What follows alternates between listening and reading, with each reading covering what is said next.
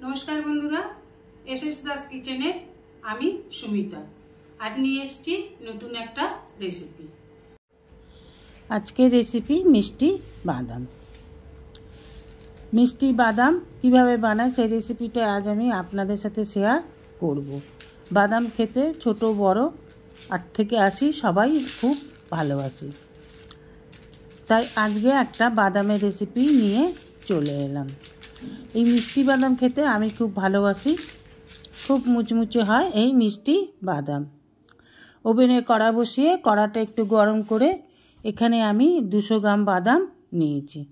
200 গ্রাম বাদাম আমি নিয়ে নিলাম। এবার একটু ভালোভাবে নেড়ে ভেজে নেব। দেখুন এবার কড়া গরম হয়ে গেছে, কড়া দিয়ে ধোঁয়া উঠছে আর বাদামগুলো নেড়ে চেড়ে ভেজে নেব। যতক্ষণ না বাদামগুলো ফুটতে শুরু করবে ততক্ষণ অবধি ভাজতে হবে। ফুটলে কি হবে, এই দেখুন এরকম চাপ দিলেই দুটো ভাগ হয়ে যাবে, খোসাটা উঠে আসবে। এইরকমভাবেই ভেজে নিতে হবে। তবে বাদামগুলো এখনও সম্পূর্ণ ভাজা হয়নি, আর একটু ভাজতে হবে।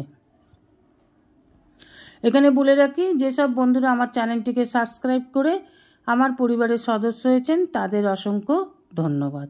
যারা এখনও আমার চ্যানেলটিকে সাবস্ক্রাইব করেননি, আমার পরিবারের আজই নতুন দর্শক, তাদের কাছে অনুরোধ রইল আমার চ্যানেলটিকে সাবস্ক্রাইব করে আমার পরিবারের সদস্য হওয়ার জন্য। ভিডিওটি ভালো লাগলে অবশ্যই একটা শেয়ার করবেন, যাতে আরও 5 জন দর্শক ভিডিওটি দেখতে পারে। দেখুন ভাজা হয়ে গেছে। এবার একটা পাত্রে বাদামগুলোকে ঢেলে নিয়েছি। একটু ঠান্ডা হওয়া পর্যন্ত অপেক্ষা করতে হবে, এখনও গরম আছে, হাতে করে ধরা যাচ্ছে না। এইভাবে চাপ দিয়ে দিয়ে বাদামের খোসাগুলোকে তুলে নিতে হবে, কিন্তু খুব গরম ধরা যাচ্ছে না। নিয়ে নেব একটা কিচেন টাওয়াল।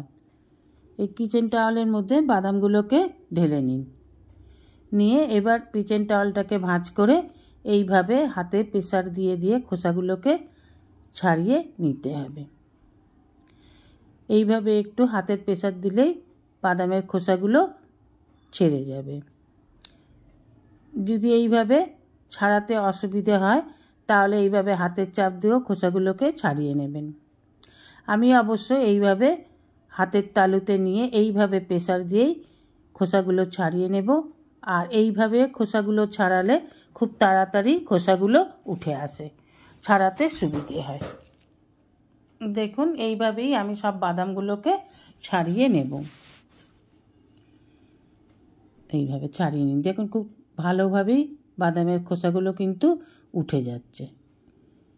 একটু ধৈর্য ধরে কাজটা করতে হবে। সব কাজেই তো একটু সময় দিতে হয়, তাই এই কাজটাতেও একটু সময় দিতে হবে। দেখুন বাদামগুলো সব আমি ছাড়িয়ে নিচ্ছি, খোসাগুলো পড়ে আছে। যেটুকুনো বা বাদাম আছে সেগুলোকে তুলে নেব। এইভাবে বাদামের খোসাগুলো ছাড়ালে খোসাগুলো সারা ঘরে ছড়িয়ে পড়ে না, পরিষ্কার করতেও খুব সুবিধে হয়। এইভাবে টাওয়েলটা ধরে খোসাগুলো ঝেড়ে ফেলে দিলেই ব্যাস পরিষ্কার। আপনাকে আর অন্য কোথাও পরিষ্কার করতে বসতে হবে না, বাদামের খোলাও আর কোথাও নেই।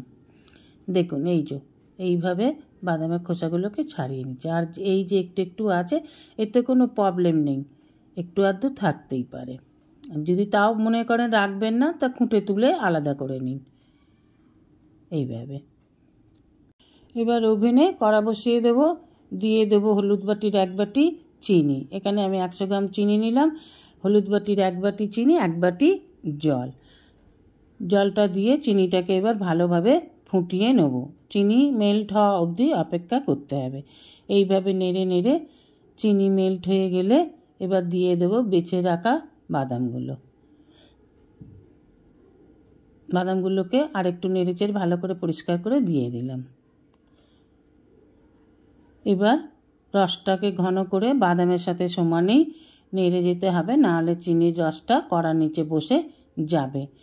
এবার নিয়ে নেব একটা পাত্র, তাতে দিয়ে দেবো একটু সাদা তেল। এবার তেলটাকে খুব ভালোভাবে পাত্রটার গায়ে মাখিয়ে নিন এইভাবে। কেন, চিনির রসের বাদামগুলো ঢাললে এতে যাতে জড়িয়ে আটকে না যায়। এবার নেড়ে নেড়ে রসটা যখন দেখুন একদম শুকিয়ে এসেছে, বাদামগুলো গায়ে গায়ে হয়ে এসেছে, এই যে এইভাবে প্যাচুলা থেকে পড়ছে না, দেখুন, তার মানে এবার হয়ে এসেছে। কিন্তু আরেকটু জল জল ভাব আছে, এটাকে আরেকটু নেড়ে নেব। একেবারে শুকিয়ে এলে নামিয়ে নিতে হবে। একদম শুকিয়ে গেছে দেখুন, আর রসটা নেই, এইবার নামিয়ে নেব। এখানে অনেকেই সাদা রং দেয়, সাদা কালার দিয়ে সাদা করে, আমি এখানে কোনো কালার দিলাম না, একেবারে এইভাবেই নামিয়ে নেব। দেখুন এবার একদমই গায়ে গায়ে হয়ে গেছে, এই যে একটুও রস নেই। এই অবস্থায় নামিয়ে নেব।